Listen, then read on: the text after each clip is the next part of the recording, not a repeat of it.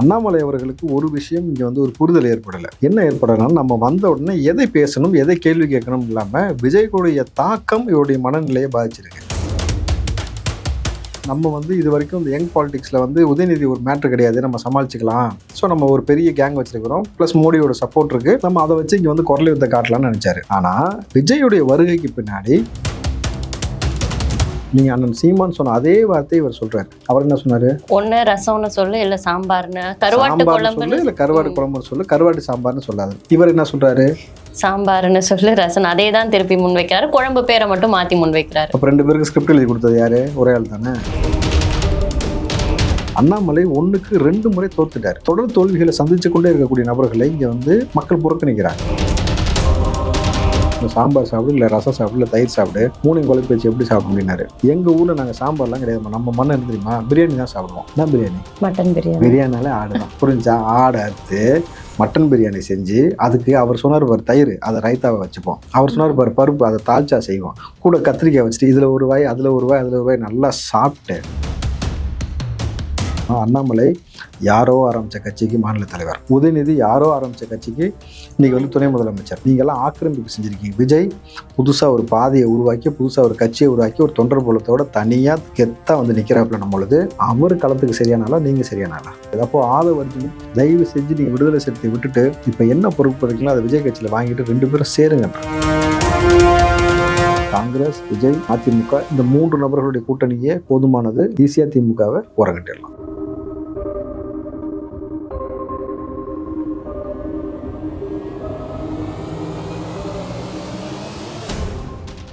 You Tamil நேயர்களுக்கு வணக்கம். தமிழகத்துல நடக்கக்கூடிய அதிரடியான பல விஷயங்களை குறித்து பேசுறதுக்காக இன்னைக்கு நம்ம கூட காங்கிரஸை சார்ந்த ராவுத்தர் இப்ராஹிம் சார் அவர்கள் தான் இணைஞ்சிருக்காங்க. வணக்கம் சார். வணக்கம்மா. இப்போ பாத்தீங்கன்னா அண்ணாமலை சார் அவர்கள் வந்து படிச்சுட்டு 3 மாச படிப்புக்கு அப்புறம் தமிழகத்துக்கு திரும்பி இருக்காரு. ஒரு எதிர்கட்சியா இருந்து ஏடிஎம்கே செயல்படுறதை விட அதிகமா வந்து அறிக்கை மூலமா செயல்பட்டு இருந்தாரு அண்ணாமலை சார் தான் சொல்லணும். இப்ப அவரோட வருகைக்கு அப்புறம் வந்து நிறைய விஷயங்களை முன் வச்சிருக்காரு. குறிப்பா தமிழக வெற்றி கழக தலைவர் விஜய் அவர்கள் குறித்து ஒரு விமர்சனம் வச்சிருக்காரு. என்னன்னா கிச்சடி அரசியல் நடக்குது அப்படின்ற மாதிரி சொல்லியிருக்காரு. இந்த கருத்தை எப்படி பாக்குறீங்க சார்? சரி, அண்ணாமலை எங்க போயிருந்தாரு அதுக்கு முன்னாடி? லண்டனுக்கு போயிருந்தாரு படிக்கிறதுக்காக. என்ன படிக்க? அரசியல். அரசியல்ல இன்னும் வந்து நிறைய விஷயங்களை கத்துக்கிட்டு வரேன் அப்படின்ற மாதிரி போயிருந்தாங்க. ஆனா கேட்டரிங் காலேஜ் போய் படிக்க போன மாதிரி வந்தவனே சாம்பார் ரசம் தயிர்ன்ட்டு கிடக்காரு. புரியுதா உங்களுக்கு? அண்ணாமலை அவர்களுக்கு ஒரு விஷயம் இங்க வந்து ஒரு புரிதல் ஏற்படலை. என்ன ஏற்படலைன்னா, நம்ம வந்த உடனே எதை பேசணும் எதை கேள்வி கேட்கணும் இல்லாம விஜய்களுடைய தாக்கம் இவருடைய மனநிலையை பாதிச்சிருக்கு. இந்த 3 மாதம் அவரோட மனநிலையை அதிக அளவுல இந்த விஜயோட தாக்கம். ஏன்னா நம்ம வந்து இது வரைக்கும் இந்த யங் பாலிடிக்ஸ்ல வந்து உதயநிதி ஒரு மேட்ரு கிடையாது, நம்ம சமாளிச்சுக்கலாம். ஸோ நம்ம ஒரு பெரிய கேங் வச்சிருக்கிறோம், ப்ளஸ் மோடியோட சப்போர்ட் இருக்கு, நம்ம அதை வச்சு இங்கே வந்து குரல் யுத்த காட்டலாம்னு நினைச்சாரு. ஆனால் விஜயுடைய வருகைக்கு பின்னாடி ஒட்டுமொத்தமாக கூடாரமே காலியாகிட்டு இருக்கு. குறிப்பாக நீங்கள் வந்து அண்ணன் சீமான் வந்து இல்லைன்னு சொன்னாலும் யதார்த்தமான கடன் நிலவரம் நம்ம பார்க்குறோம். சீமான் கட்சியிலேருந்து எவ்வளோ பேர் போகிறாங்க, திமுக, அதிமுக, கிட்டத்தட்ட விடுதலை சிறுத்தை, பல கட்சிகள் வந்து அந்த இளைஞர்கள் வந்து விஜயை நோக்கி போகிறாங்க. ஸோ இது வந்து அவருக்கு பெரிய ஒரு மனநிலையை பாதிச்சிருக்கு. அதனால தான் வந்த உடனே நீங்கள் அண்ணன் சீமான் சொன்ன அதே வார்த்தை இவர் சொல்கிறார். அவர் என்ன சொன்னாரு? ஒன்று ரசம்னு சொல்லு, இல்லை சாம்பார்னு, கருவாட்டு குழம்பு, இல்லை கருவாட்டு குழம்புன்னு சொல்லு, கருவாட்டு சாம்பார்னு சொல்லாது. இவர் என்ன சொல்றாரு? சாம்பார்னு சொல்லு, ரசம். அதே தான் திருப்பி முன்வைக்கிறாரு, குழம்பு பேரை மட்டும் மாத்தி முன்வைக்கிறாரு. அப்ப 2 பேருக்கு ஸ்கிரிப்ட் எழுதி கொடுத்தது யாரு? ஒரே ஆள் தானே. இப்போ சீமானோட கருத்தோடைய அண்ணாமலை ஒத்து போறாரு அப்படின்னு சொல்ல வரீங்க? எழுதி கொடுத்ததே ஒரு ஆளுன்றேன் நான். கருத்தோடலாம் ஒத்து போல, யாரோ நாக்பூர்ல உட்காந்து எழுதி கொடுத்துருப்பாங்க போல் இருக்கு. அதை இங்க வந்த உடனே சாம்பார்னு சொல்லு, ரசம்னு சொல்லு, கேட்டரிங் காலேஜில் போய் படிச்சுட்டு வந்த மாதிரி வந்த உடனே பேசிட்டு இருக்கிறாரு. ஸோ இது கூட அண்ணாமலை அவர்கள் சொல்லக்கூடிய குற்றச்சாட்டு, எல்லா கட்சி தலைவருடைய புகைப்படத்தையும் வச்சுக்கிட்டாக்கா, ஒரு 10 பேர் வச்சுட்டாக்கா நம்மளை யாரும் கேள்வி கேட்க மாட்டாங்க அப்படின்னு சொல்லிட்டு வச்சுக்கிறீங்க அப்படிங்கிறார். இல்லைன்னா அவர் சொல்ல விரும்புறது எதை சொல்கிறாருன்னா, விஜய் அவர்கள் வேலுநாச்சியாரை வச்சுருந்தாரு. ஸோ வேலுநாச்சியாரை போல் இந்த பக்கம் பார்த்தீங்கன்னாக்கா சேர சோழ பாண்டியன் மன்னராக இருக்கட்டும், காமராஜராக இருக்கட்டும், அம்பேத்கரையாக இருக்கட்டும், பெரியாராக இருக்கட்டும், இந்த எல்லா தலைவர்களையும் முன்னிலைப்படுத்தியிருந்தார். அப்போது இவர்கள் எல்லாத்தையும் முன்னிலைப்படுத்தினதுனால இவர் என்ன சொல்கிறாருன்னா, எல்லாத்தையும் வச்சுக்கிட்டீங்க. சரி, விஜய் அவர்கள் எதற்காக இந்த தலைவர்களை முன் வச்சான்னு ஒரு விஷயம் புரிஞ்சுக்கணும். தமிழ்நாட்டில் இது வரைக்கும் இந்த மண்ணுக்காக போராடிய நபர்கள் ஒரு நபர் தானா? நிறைய பேர் இருக்காங்க. அப்போது இந்த மண்ணுக்காக, மொழிக்காக, இனத்திற்காக, இங்கே விடுதலைக்காக போராடிய எல்லோரையும் படிங்க, நல்லா படித்தாதான் மேலே வர முடியும்னு சொன்ன காமராஜர் ஆகட்டும், அதிகாரத்தை கைப்பற்றுங்கள் அம்பேத்கர் சொன்ன விஷயமா இருக்கட்டும், இது எல்லாத்தையும் அவர்கள் சொன்ன விஷயத்தை புரிதலோடு எடுத்துக்கொண்டு அவர் அவர்களை ஒரு முன்மாதிரியாக வச்சுக்கிட்டு இங்கே சமத்துவமான ஒரு ஆட்சியை கொடுக்கணும்னு நினைக்கிறாரு. குறிப்பாக நீங்கள் பார்த்தீங்கன்னாக்கா சமூக நீதி ஆட்சி, அவர் சொன்னது பிறப்புக்கும் எல்லா உயிருக்கும் சொல்லிட்டு சமூக நீதி ஆட்சின்னு சொன்னார். சமூக நீதியை சவப்பெட்டில் ஏற்றிக்கிட்டு இருக்குது இங்கே திமுகன்றது நான் பல இடத்துல சொல்லியிருக்கிறேன். இப்போது இவர் இப்படி ஒரு ஆட்சியை கொடுக்கும் பொழுது அண்ணாமலை இதை குறித்து விமர்சிக்கிறார். சரி, ஓகே, விஜய் பல தலைவரை வச்சிருக்கிறாருப்பா, ஓகேப்பா, அண்ணாமலை சொல்லுங்க, உங்களுக்கு தான தலைவர் யாருன்னு? எல்லா இடத்துலயும் அவங்க முன்மொழிகிற ஒரே தலைவர் மகாத்மா காந்திஜி அவர்கள் தான் முன்மொழிகிறாங்க. கொள்கை தலைவரா? இல்ல. சரி, அப்ப அதுலயும் அவுட். வழிகாட்டி அப்படின்றாங்க. வழிகாட்டினா உங்க பிஜேபி காரன் தானே சொன்னானுங்க. காந்தி சுட்டது யாரு? கோட்சே. ஆர்எஸ்எஸ் காரன் தானே. அப்போ நீங்கள் அதை சொல்ல முடியாது. ஒன்று. ரெண்டாவது, உங்களுடைய இப்போ விஜய் கட்சியிலே பெரியார், அம்பேத்கர், காமராஜர் எல்லாம் சொல்லியாச்சு. நீங்கள் எந்த தலைவரை முன்மொழிகிறீங்க தமிழ்நாட்டில் அப்படின்றத அண்ணாமலை சொல்லுங்கள். இன்னும் தீர்க்கமான முடிவு எதுவுமே சொல்லாமல் இருக்காங்க. அப்போ உனக்கே உன் தலைவன் யாருன்னு தெரியல, நீ மோடின்னு ஒரே ஆளை தான் சொல்லிட்டு சுற்றுற. இங்கே என்ன சொல்லுவேன்? போல் ஜெய் ஸ்ரீராம் சொல்லுங்க. நம்ம ஆளுங்க சொல்லுவாங்களா? உங்களுடைய இந்த பாலிடிக்ஸ் வடநாட்டில் எடுபடும், தமிழ்நாட்டில் எடுபடாது. இங்கே ரெண்டாக பிளவு கட்டு கிடக்கு. பார்த்தீங்கன்னா பிஜேபி வட இந்தியாக்களிலும் காங்கிரஸ் தென்னிந்தியாக்களையும் இங்கே பெரிய ஆதிக்கத்தை செலுத்தி கொண்டு இருக்கிறது. அப்படி இருக்கும் பொழுது உங்களுக்கே எந்த சித்தாந்தம் பேசணும், எந்த தலைவர் தூக்கி கொண்டாடணும்னு தெரியல. நீங்கள் வெறும் கோட்சேவையும் இந்த பக்கம் பார்த்தீங்கன்னாக்கா இந்த பக்கம் மோடியையும் மட்டுமே வச்சு நீங்கள் பேசிகிட்டு இருக்கும் பொழுது நீங்கள் விஜயை குறித்து சொல்வதற்கு உங்களுக்கு என்ன தார்மீக உரிமை இருக்குன்னு கேட்குறோம்ல. பதில் சொல்லுவாரா? சொல்லுங்கள். அப்போ அவருக்கு அரசியல் புரிதல் கிடையாது, அரசியல் தெளிவு கிடையாது. அவர் என்ன நினச்சிக்கிட்டு இருந்தாருன்னா, உதயநிதி டசன்ட் மேட்டர், நம்ம அவரை வீழ்த்திடலாம்னு இருந்த ஒரு நம்பிக்கை மேலே மண் விழுந்துருச்சு. இப்போது அண்ணாமலை 1க்கு 2 முறை தோத்துட்டார். அரவக்குறிச்சியில் நின்று தோற்று போயிட்டார், கோயம்புத்தூர் நின்று தோற்று போயிட்டார். அப்போது ஏற்கனவே நல்ல ஒரு விஷயம் புரிஞ்சுக்கோங்க, தொடர் தோல்விகளை சந்தித்து கொண்டே இருக்கக்கூடிய நபர்களை இங்கே மக்கள் புறக்கணிக்கிறாங்க. 15 வருஷமாக அண்ணன் தொடர்ந்து தோல்வி சந்திச்சுக்கிட்டே இருக்கிறாரு. நான் 8% ஓட்டு வாங்கிட்டேன், பர்சன்டேஜ் வாங்கிட்டேன்றாரு. 8% வச்சு என்ன செஞ்சீங்க? அண்ணன் சீமான் ஒரே ஒரு ஆளால் கூட சட்டமன்றத்தில் போக முடியல. இப்போ மக்களுக்கு ஒரு வெறுப்பு வந்துருச்சு, சலிப்பு வந்துருச்சு. அதே தான் இப்போ அண்ணாமலை மீதும். அப்படி இருக்கும் பொழுது ஒட்டுமொத்தமான இளைஞர் கூடாரமும் அவன் ஒரு மாற்று அரசியல் தேவைன்னு தேடிக்கிட்டு இருந்தான். அது யங்ஸ்டர்ஸாக இருக்கணும், குறிப்பாக இந்த திராவிட கட்சிகளுக்கு சரிசமமாக நிற்கணும், சமரசம் இல்லாமல் செய்யணும்னும் பொழுது அப்போ விஜய் வந்த பொழுது விஜயை நோக்கி எல்லோரும் போயிட்டாங்க. விஜய் இதை தக்க வச்சுக்கிறாருன்றது அவர் கையில் தான் இருக்குது. இதுக்கு மேலே இதை தக்க வச்சுக்கிட்டு அந்த ரசிகர்களை, இந்த தொண்டர்களை ஓட்டை கன்வெர்ட் பண்ணணும். அது குறித்த சில விஷயங்களை விஜய் செஞ்சாரானாக்கா அதை நம்ம பேசலாம். ஆனால் சில அரசியல் விமர்சகர்கள் 4% ஓட்டு கூட விஜய் வாங்க மாட்டாரு, கமல் 2.0 பயந்து ஓடிடுவாரு அப்படின்ற மாதிரிலாம் கருத்துக்களை முன்வைக்கிறாங்களே சார், இதை எப்படி பார்க்குறீங்க? பாலிடிக்ஸை பொறுத்த வரைக்குமா, புரோக்கர்ஸ் அவங்களுடைய பேச்சு பெருசாக எடுபடாது.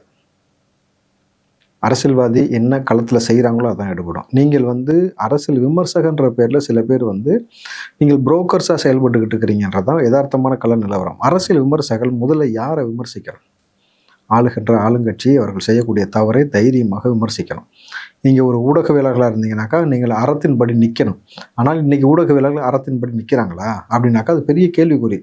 எல்லா ஊடகவியலும் கிட்ட தானே பெரும்பாலும் பார்த்தீங்கன்னா ஆட்சி அதிகாரத்துக்கு பயப்படுறாங்க, இல்லை ஒரு அஜெண்டா பேஸில் போயிடுறாங்க. இப்போ இருக்கக்கூடிய விஷயத்தை கொடுங்க, இன்னும் ஒரு 6 மாதம் அதுக்கு பிறகு சேனல்ஸ் அஜெண்டா பேஸில் மாறிடும். எலெக்ஷன் நெருங்கியது இல்லையா? ஸோ அவங்க ஒவ்வொருத்தரும் ஒவ்வொரு சேனலுக்கு ஏற்ற மாதிரி சன் டிவியை மோடிட்ட காசு வாங்கிட்டு மோடிக்கு விளம்பரம் போட்டாங்க. தெரியுமா உங்களுக்கு? இது எப்போ நடந்தது சார்? போன எலெக்ஷனில், நாடாளுமன்ற எலெக்ஷனுக்கு நீங்கள் நல்லா யோசிச்சு பாருங்கள். மோடி இந்த தமிழ்நாட்டுக்கு இல்லை, இந்தியாவுக்கு தேவையே இல்லை, இவர்கள் எங்களுக்கு சித்தாந்த எதிரின்னு சொல்லி திமுக சொல்லுது. மோடியை கடுமையாக விமர்சனம் பண்ணுறீங்க. தயாநிதி மாறன், கலாநிதி மாறன் 2 பேரும் யாருன்னு உங்களுக்கு தெரியும். ஒரு ஆள் திமுக வச்சு தான் எம்பியாக இருக்கீங்க, இன்னொரு ஆள் அதை வச்சு தான் சொத்து சம்பாதிச்சிருக்கிறீங்க, பெரிய லெவலில் வந்திருக்கிறீங்க. நீங்கள் பிஜேபியிடம் காசு வாங்கிட்டு இந்த பக்கம் உங்கள் சேனல்லே ஒளிபரப்பு பண்ணும் பொழுது அப்போது எந்த அளவுக்கு சேனல்ஸ் எந்த மாதிரி போயிட்டு இருக்குன்னு உங்களுக்கு புரியுதா? அப்படி இருக்கும் பொழுது நீங்கள் விஜயை தொடர்ச்சியாக குறை சொல்வதை தாண்டி நீங்கள் என்ன அண்ணாமலை செய்ய போகிறீங்க களத்தில், அதை மட்டும் பாருங்கள். ஏன்னா ஒரு விஷயம் நம்ம சொல்லணும். அண்ணாமலை சொன்னதுக்காக சாம்பார் என்ன சொன்னார்? ஒன்று சாம்பார் சாப்பிடு, இல்லை ரசம் சாப்பிடு, இல்லை தயிர் சாப்பிடு, 3 குழப்பேச்சு எப்படி சாப்பிட அப்படின்னாரு. எங்கள் ஊரில் நாங்கள் சாம்பார்லாம் கிடையாது, நம்ம மண்ணை என்ன தெரியுமா, பிரியாணி தான் சாப்பிடுவோம். என்ன பிரியாணி? மட்டன் பிரியாணி. பிரியாணினாலே ஆடு தான், புரிஞ்சா? ஆடு அறுத்து மட்டன் பிரியாணி செஞ்சு, அதுக்கு அவர் சொன்னார் பாரு தயிர், அதை ரைத்தாவை வச்சுப்போம். அவர் சொன்னார் பாரு பருப்பு, அதை தால்ச்சா செய்வோம். கூட கத்திரிக்காய் வச்சுட்டு இதில் ஒரு வாய் அதில் ஒரு வாய் அதில் ஒரு வாய் நல்லா சாப்பிட்டு, சொல்லும் போது வாய் வருதா, நல்லா சாப்பிட்டுட்டு அதற்கு பிறகு என்ன செய்வோம்னாக்கா கடைசியாக கொஞ்சம் ரசம் ஊற்றி சாப்பிடுவோம். இப்போ நமக்கு சேராமையா போயிடுச்சு உடம்புக்கு? சேரதானே செய்யுது. அப்போது கேட்ரிங் காலேஜுக்கு போய் படிச்சுட்டு படிக்க போன மாதிரி அண்ணாமலை வந்து சாம்பார் ரசம் தயிர்னு சொல்கிறதுக்கு ஒரு மாநில தலைவராக இருக்க தேவையில்லை. அதுக்கு செஃப் தாமு போதும், கரெக்டுங்களா? வெங்கடேஷ் பட்டு போதும், அவங்களே அழகாந்த விஷயத்தை சொல்லிட்டு போயிடுவாங்க. இவர் களத்தில் என்ன சொல்லணுமோ அதை சொல்கிறத விட்டுட்டு இப்படி வந்துட்டு நாங்கள் அண்ணாமலை போயிட்டு வந்து ரொம்ப தீர்க்கமாக தெளிவாக வேறு ஏதோ செய்ய போகிறான்னு எதிர்பார்த்துக்கிட்டு இருந்தா கண்டென்ட் கொடுக்குறாருமா. அது என்ன கண்டென்ட் கொடுக்குறாரு பாருங்களேன், வெறும் காமெடி கண்டென்ட். இந்த கண்டென்ட் வச்சு என்ன செய்ய முடியும்? மீம்ஸ் போட உதவும், பழையபடி வந்து அவ்வளோதான் உதவும். அது வந்து அவைகளுக்கு உதவும், உங்களுக்கு உதவுமா? உதவாதில்ல. நாளைக்கு பாருங்க இப்படியே போச்சுனாக்கா சமையல் ஆர்டர் இருக்கு சார் வந்து சமைக்கிறதுனால கேட்க போறாங்க, அண்ணாமலைக்கு என்ன செய்ய போறான்னு தெரியல. இப்போ பாத்தீங்கன்னா அவர் வந்த உடனே என்ன சொல்றாருன்னா, ஒரு சக்சஸ்ஃபுல் ஆக்டர் வந்து பொலிட்டிஷியன் ஆயிட்டாரு, ஒரு ஃபெயிலியர் ஆக்டர் வந்து துணை முதல்வர் ஆயிட்டாரு அப்படின்ற மாதிரி ஒரு கருத்தை முன்வைக்கிறாரு. இதை கேட்கும்போது நான் கூட என்ன நினைச்சேன், பரவாயில்லப்பா விஜய்க்கு ஆதரவா பேசுறாரு அப்படின்னு நினைச்சேன். அதுக்குள்ளே வந்து இந்த மாதிரி ஒரு மாத்தி சொல்றாரு, இந்த மாதிரி கிச்சடி அரசியல் அப்படி இப்படின்னு. இவரோட நிலைப்பாடு என்னதான் இருக்கு அப்படின்னு நினைக்கிறீங்க சார்? எல்லாரும் ஒரு விஷயத்த மறந்துட்டீங்க, அண்ணாமலை ஃபெயிலியர் ஆக்டர் தான். அவர் ஆக்டர் நடிச்சிருக்காரு, தெரியுமா இல்லையா? தெரியாது சார். ஒரு படத்தில் நடிச்சிருக்கிறாருமா அண்ணாமலை. ஸோ நீங்களும் ஃபெயிலியர் ஆக்டர் தான், உதயநிதியும் ஃபெயிலியர் ஆக்டர் தான், ஏன் முதல்வரும் நடிகர் தான், அதுக்கு முன்னாடி நடிச்சிருக்கிறாரு படத்தில், அவரும் ஃபெயிலியர் ஆக்டர் தான். நீங்கள் எல்லாம் ஃபெயிலியர் எல்லாம் சேர்ந்து ஒரு கூடாரமாக கூடுறீங்க. விஜய் வந்து சக்ஸஸ்ஃபுல் ஆக்டர், தனி பெரும்பான்மையாக நல்லா தெரிஞ்சுக்கங்கம்மா. அண்ணாமலை யாரோ ஆரம்பித்த கட்சிக்கு மாநில தலைவர், உதயநிதி யாரோ ஆரம்பித்த கட்சிக்கு இன்றைக்கி வந்து துணை முதலமைச்சர், அவங்க அப்பாவும் அதே தான், யாரோ ஆரம்பித்த கட்சிக்கு முதலமைச்சர். நீங்கள்லாம் ஆக்கிரமிப்பு செஞ்சுருக்கீங்க. விஜய் புதுசாக ஒரு பாதையை உருவாக்கி, புதுசாக ஒரு கட்சியை உருவாக்கி, ஒரு தொண்டர் புலத்தோட தனியாக கெத்தாக வந்து நிற்கிறாப்புல நம்மளுது. அவர் களத்துக்கு சரியானாலா, நீங்கள் சரியானாலா? நீங்கள் வெறும் வாயில் இந்த வடை சுடுறதெல்லாம் நிப்பாட்டிக்கிட்டு, அது வந்து மோடியோட சாவாசம் ஜாஸ்தியாக இருக்கும்போது இப்படி வாயில் வடை சுட சொல்லுது. நீங்கள் அப்படி தான் சுடுவீங்க, அதை பற்றி எங்களுக்கு ஆச்சரியம் கிடையாது. ஆனால் இந்த விமர்சனம் என்பது எதிர்காலத்தில் உங்களுக்கு எடுபடாது. நீங்கள் ஆக்டிவ் பாலிடிக்ஸ்குள்ளே நீங்கள் முதல்ல வாங்க. நீங்கள் நான் தான் ஒரு நடிகன்றது நீங்கள் மறந்துட்டீங்க. இவர் திரும்ப பற்றி பேசுவார், திரும்ப ஒரு நடிகர் தான், தெரியுமா உங்களுக்கு? அவர் நடிச்சிருக்கிறாருமா, திரும்ப நடிச்சிருக்கு. நடிக்காத ஆளே இல்லை. இவங்க என்ன செஞ்சாங்க, ஸ்க்ரீனில் நடிச்சு பார்த்து வேலைக்கு ஆளான்ட்டு இங்கே தரையில் வந்து நடிக்க ஆரம்பிச்சாங்க. மக்கள் முன்னாடி நடிக்க ஆரம்பிச்சு அது வேலைக்கு ஆலையில. மக்கள் நீங்கள் போங்க, இப்போ மைக்கை தூக்கிட்டு போங்க, ஆட்சியை பொறுக்குன்னு கழுவி ஊற்றுறான். நான் போனேன் நேற்று, மழை பெஞ்சப்போ இன்னும் வடச்சென்னையில் கழுவி ஊற்றுறானுங்க. ஊர் பக்கம்லாம் போனீங்கன்னா வச்சுங்களேன், தரமாக இருக்கும் சம்பவம், ஊடகத்தில் போடவே முடியாது. அப்படி செஞ்சுக்கிட்டு இருக்கும் பொழுது இந்த புரிதலோடு அரசியலை நகர்த்தி கொண்டு போகணும். அரசியல் என்பது நகர்வு. ஒரு மூவ் தப்பாக போனாலும் உங்கள் கேரியர் முடிஞ்சிடும். அந்த மூவ் கரெக்டாக மூவ் பண்ணி போனால் தான் அரசியலில் சக்ஸஸ் ஆக முடியும். அரசியல் என்ன சொல்லுவாங்களா, இட்ஸ் அ கேம்னு வாங்கல, கேமே கிடையாது, இட்ஸ் அ மூவ். கரெக்டான நகர்வில் கரெக்டான இடத்துல நீங்கள் நகர்வு செய்யணும். அதனால் இந்த இடத்துல நம்ம இன்னொரு விஷயத்தையும் குறிப்பிடணும். விஜய் செஞ்ச தவறு ஒன்று இருக்குது இந்த இடத்துல, அதையும் நம்ம சொல்லணும். விஜய் அவர்கள் இந்த மழை வந்திருக்கு, குறிப்பாக நீங்கள் பார்த்தீங்கன்னாக்கா இந்த மலையில் ஒரு நபர் வந்து ஷாக் அடித்து இறந்துருக்குறாங்க. நீங்கள் மாநாடு வச்ச விழுப்புரம் மாவட்டம் விக்கிரவாண்டி எல்லாமே தண்ணியில் முங்கிட்டு இருக்கு. இந்த நேரத்தில் ஒரு அறிக்கை கூட வரல. இதே விஜயகாந்தா இருந்தால் வேட்டியை மடிச்சுக்கிட்டு களத்தில் இறங்கியிருப்பார். அதே விவசாயிகளுக்கு மோதிரம் போட்டு பெருமைப்படுத்திய விஜய் இன்னும் வாய் திறக்காம இருக்காரு. வாய் திறக்கல்ன்றதை தாண்டி உங்களுக்கு இயற்கை எப்பயுமே ஒரு நபர்களுக்கு சந்தர்ப்பத்தை அள்ளி கொடுக்கும். அந்த சந்தர்ப்பத்தை தக்க வச்சு பயன்படுத்திக்கிறான் பாருங்க, அவன் வரலாற்றில் தலைவராக நிற்பான். உங்களுக்கு விக்கிரவாண்டி மட்டும் கிடையாது, விழுப்புரம் மாவட்டமே உங்களுக்கு ஓட்டு போடுறதுக்கான ஒரு சந்தர்ப்பத்தை ஆண்டவன் ஏற்படுத்தி கொடுத்தான். இதில் மனிதாபிமானத்தோடு நீங்கள் களத்தில் இறங்கி மக்களை போய் உதவி செஞ்சுருக்கலாம். ரெண்டாவது, விஜய் அவர்கள் இடுப்பளவு தண்ணியில் போய் நின்னார்னு வச்சுங்களேன், நேஷ்னல் நியூஸ், தமிழ்நாட்டோட தலைப்பு செய்தி மட்டும் கிடையாது, இது நேஷ்னல் நியூஸ். அப்போது இதை யார் கையில் எடுப்பா தெரியுமா? பிஜேபி கையில் எடுக்கும். எப்படி எடுக்கும்னா, இப்போ தமிழ்நாட்டில் இந்தியா கூட்டணியில் இருக்கக்கூடிய இந்த திமுக எவ்வளோ மக்களை வந்து தவிக்க விடுது பாருங்க அப்படின்னு அவன் எடுத்து செய்தி ஆக்குவான். அப்போ இது பேசும் பொருளாக மாறும். அப்போது நீங்கள் ஏற்கனவே ஒரு இன்டர்நேஷனல் ஐக்கான பொழுது இந்த பாலிடிக்ஸை செய்ய தவறிட்டீங்க. ஸோ மிகப்பெரிய வாய்ப்பை தவற விட்டுட்டார். ஸோ அரசியல் அதுக்கு தான் சொல்கிறேன்ல, அனுபவம் ரொம்ப ரொம்ப முக்கியம். அனுபவமும் நகர்வும். அந்த அனுபவம் வந்து எடப்பாடிகிட்ட கரெக்டாக இருக்குது. அந்த எடப்பாடி இன்றைக்கி பார்த்தீங்கன்னாக்கா மற்ற விஷயத்தில் கொஞ்சம் கம்மிட்டு இருந்தாலும் இந்த மலை விஷயத்தில் ஆக்டிவாக இறங்கி அழகாக இறங்கி பேச வேண்டிய இடத்துல பேசிட்டாரு, அடிக்க வேண்டிய இடத்துல அடித்து இன்னைக்கு முதல்வர் கதறிக்கிட்டு விழுப்புரம் ஓடி இருக்காருன்னா அது காரணம் எடப்பாடி. ஏன்னா அவர் நேற்றே போயிட்டாரு. ஆனால் அவரோட பேச்செல்லாம் நாங்கள் மதிக்க மாட்டோம் அப்படின்ற மாதிரிலாம் சொல்லியிருக்காருல்ல சார். நீங்க இது எந்த மாதிரியான ஒரு பேச்சு சார்? இப்போ எது கேட்டாலுமே வந்து வேலை இல்லாம அறிக்கை விடுறாங்க, அவர் பேச்சை மதிக்க மாட்டோம். அப்ப விமர்சனம் பண்றவங்க எல்லாம் இப்படியே சொல்லிட்டு இருந்தா மக்களோட பிரச்சனையை அப்ப யார் பேசுறதுதான் கேட்பீங்க? அப்படின்னு நாங்க உங்களை மதிக்க மாட்டோம், அவ்வளவுதான். ரொம்ப சிம்பிள். உங்களுக்கு நீங்க மதிக்கிறதுக்காக நாங்கள் சேர் கேர்ள்ஸ் வச்சு ஆட விட்டுக்கிட்டே வந்தால் கேட்க சொல்ல முடியும்? புரியுதா? அப்படித்தான் நீங்கள் பழக்கப்பட்டிருக்கீங்கன்னா சொல்லுங்கள், அதுக்கு இது இடம் கிடையாது. புரியுதுங்களா? ஆனால் நீங்கள் இந்த ஆணவ போக்கை நிப்பாட்டிக்கிட்டு சரியான முறையில் ஒரு அணுகுமுறையோடு நகர்த்தி கொண்டு போனால் மட்டும்தான் அது உருப்படும். இல்லாட்டின்னு வச்சுங்களேன், இப்படி நீங்கள் பேசிக்கிட்டு கனவு கண்டுகிட்டே உட்கார வேண்டியதான், நம்ம முதல்வர் ஆயிடுவோம், நம்ம புள்ள முதல்வர் ஆயிடுவார்னு கனவு கண்டுகிட்டே உட்கார வேண்டியதுதான்.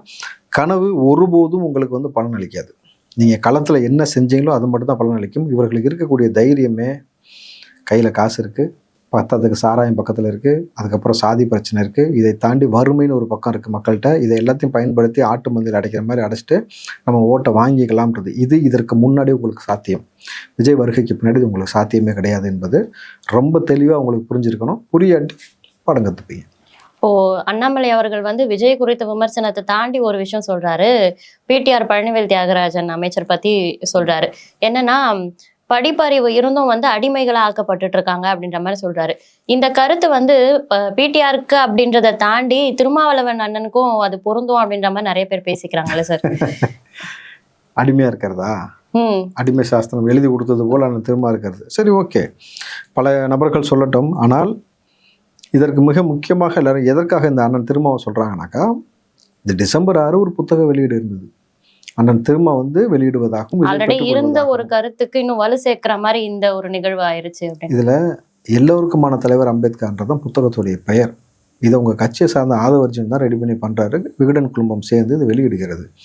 அப்போது இப்போவும் அதே தான் சொல்கிறேன். வரலாறு உங்களுக்கு மிகப்பெரிய வாய்ப்பை கொடுத்தது. திருமாவளவன் தவறு விட்டு விட்டார். எதிர்காலத்தில் வருத்தப்படுவார். ஏன்னா இந்த மேடையில் ஆதவர்ஜன் நிற்கிறார், விஜய் வராரு, அம்பேத்கருடைய பேரன் அந்த புத்தகத்தை பெற்றுக்கொள்கிறாரு, ஓய்வு பெற்ற நீதிபதி பெற்றுக்கொள்கிறார் பொழுது அந்த இடத்தில் ஒரு புதிய வரலாறு விஜய் அன்னைக்கு படைக்கிறார். கூடவே விஜயோடைய ஸ்டைலே பாருங்கள், உங்களுக்கு ஒரு குட்டி ஸ்டோரி சொல்லுவார். அன்னைக்கு ஒரு ஸ்டோரி சொல்லும் பொழுது அடி எப்படி இருக்கும் தெரியுமா?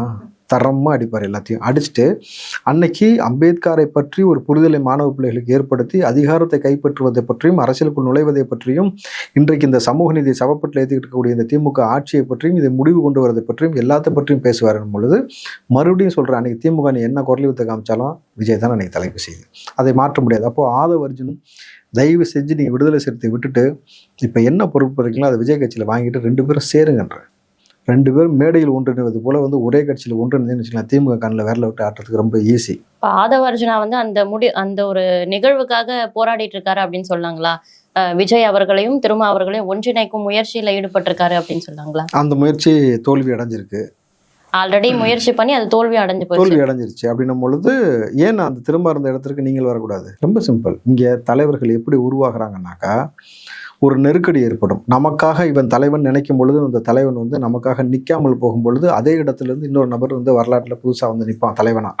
இன்னைக்கு அப்படித்தான் வந்து விடுதலை சிறுத்தை கட்சியும் உருவாச்சு, பாட்டாளி மக்கள் கட்சி உருவாச்சு, தமுமுக உருவாச்சு. அதே போல் தான் இன்றைக்கு இவர்கள் யாருமே சரியில்லைன்னு சொல்லிட்டு தான் இன்றைக்கி காலம் நெருக்கடி ஏற்படுத்தி விஜய் என்ற ஒரு தலைவனை கொண்டு வந்து உருவாக்கி நிப்பாட்டியிருக்கணும் பொழுது ஆதவர்ஜுன் நீங்கள் அந்த இடத்துக்கு வரக்கூடாதுன்னு கேட்குறேன். நீங்கள் வந்தீங்கன்னாக்கா, நீங்களும் விஜயும் சேர்ந்தீங்கன்னாக்கா திமுக கண்ணில் விரல விட்டதுக்கு சரியாக போயிடும். 10க்கு காங்கிரஸ் மிகப்பெரிய அதிருப்தியில் இருக்குது. அதானியோடு இவர்கள் கூட்டு சேர்ந்துட்டு சுற்றுறாங்க பார்த்தீங்களா? அதனால் வந்து மிகப்பெரிய அதிருப்தியில் இருக்குது திமுக மீது. அப்படின்னும் பொழுது காங்கிரஸும் எதிர்காலத்தில் காங்கிரஸ், விஜய், இந்த பக்கம் பார்த்தீங்கன்னா அதிமுக, இந்த 3 நபர்களுடைய கூட்டணியே போதுமானது இந்த நபர்களை வீழ்த்துவதற்கு. கூட இஸ்லாமியர்களுடைய கட்சியும் எஸ்டிபியிலிருந்து எல்லாருடைய வாக்கும் இருக்கணும் பொழுது ஈஸியாக திமுகவை உரகட்டிடலாம். இப்போ விஜய் அவர்கள் குறித்து பேசிட்டு அப்புறம் பிடிஆர் குறித்தெல்லாம் பேசிட்டு அடுத்ததா எங்க வராரு அண்ணாமலை அப்படின்னு பாத்தீங்கன்னா சீமான் அவர்கள் கிட்ட வராரு. சீமான் சீமான் அவர்களுக்கும் சூப்பர் ஸ்டார் ரஜினிகாந்த் அவர்களுக்குமான அந்த சந்திப்பு குறித்து பேசும்போது, தமிழ் தேசியத்துக்குள்ள வந்து ரஜினிகாந்த் அடைக்கிறாதீங்க, அவர் வந்து தேசிய கட்சிக்கு ஆதரவாளரா இருக்கிறவர் அப்படின்ற மாதிரி ஒரு கருத்தை சொல்றாரு. இப்போ வந்து இந்த இடத்துல அண்ணாமலை ரஜினி அவர் சொந்தம் கொண்டாட வராரா? இது உங்களுக்கானவர் கிடையாது, அவர் எங்களுக்கானவர்னு இவரு சொந்தம் கொண்டாடுறாரா சார்? ரஜினியை யார் வேணால் சொந்தம் கொண்டாட்டு போயிருங்க. இதுக்கு மேலே இந்த கவுண்டர் பண்ணி சொல்லுவோம், இதுக்கு மேலே நீ வயசுக்கு வந்தால் தானா வர எடுத்தானா ஒரு காமெடி இருக்குது தெரியுங்களா? அதே போல் இதுக்கு மேலே ரஜினி வந்து அரசியல் என்ன செய்ய போகிறார்? ரஜினிக்கு ஒரு தெளிவான புரிதல் இருக்குது. அவர் அரசியலுக்குள்ள நேரடியாக வந்து சில விஷயத்தை செய்ய முடியும்னு நம்பின பொழுது அவர் கொடுக்கப்பட்ட நெருக்கடி நான் அரசியலுக்கு வரலன்னு விலகிட்டார். இப்போது மேடைகளில் ஏறி அதிமுகவுக்கு ஆதரவாகவும் இன்றைக்கி இப்போ நூற்றாண்டு விழான்னு ஒன்று நடந்துச்சு ஜானகி அம்மாவுக்கு, அதுக்கு ஆதரவாகவும் பேசினார். திமுக மேடையில் ஏறி அதுக்கு ஆதரவாகவும் பேசுகிறாரு. இந்த பக்கம் வந்து இவங்களுக்கு ஆதரவாகவும் பேசுறாரு பொழுது ரஜினி எல்லாருக்கும் ஆதரவா பேசுறது ஒரு பழக்கமா வச்சிருக்கிறாரு. அவ்வளவுதான். அதை தாண்டி ஒன்றும் பெருசாக அவர் செஞ்ச மாதிரி தெரியலன்னும் பொழுது அப்போ தொண்டர்களை குழப்பி விடுறாரு அப்படின்னு சொல்லலாமா சார்? யாரு? ரஜினிகாந்த் அவர்களுக்கு இருக்கக்கூடிய ரசிகர் பலத்துக்காக தான் வந்து இத்தனை தலைவர்கள் அவரை சந்திக்கிறாங்க, அந்த ஆதரவு கிடைக்கும் அப்படின்ட்டு. யாருக்கு? ரஜினியோட ரசிகர்களுக்கா? ரஜினிக்கு என்னம்மா வயசு? 70க்கு மேல. அவங்க ரசிகர்களுக்கு இப்போ தலைமுறை மாறிடுச்சு. என்ன, அவங்க தலைமுறை எந்திரிச்சு வந்து தான் மறுபடியும் வந்து ரஜினிக்கு ஓட்டு போட்டோம், ரஜினி சொல்ற ஆளுக்கு ஓட்டு போடுற காலம்லாம் 1995. அந்த காலகட்டத்தில் அந்த நிகழ்ந்துச்சு. தவறான புரிதலோட அரசியல் தலைவர்கள் நகர்ந்துட்டு இருக்காங்க அப்படின்னு சொல்லுவாங்க. நீங்க ரஜினியை நோக்கி நகர்வதுன்றது வந்து அந்த மனுஷன் எதையுமே வேணும்ட்டு ஆன்மீகத்தை நோக்கி போயிட்டாரு. அவர் உண்டு, சினிமா உண்டு, ஜாலியாக தம்மனா கூட ஒட்டி கட்டுன்னு இருக்கிறாரு. அவ்வளோதான். அவரை கொண்டு வந்து நீங்கள் ஆளாளுக்கு சொந்தம் கொண்டாடுறதுல 10 காசுக்கு பிரயோஜனப்படாது. ஓகே சார், எங்களோட கேள்விகளுக்கு உங்களோட நேரம் ஒதுக்கி நிறைய தகவல்களுக்கு பதில் சொன்னீங்க. ரொம்ப நன்றி சார். நன்றிம்மா.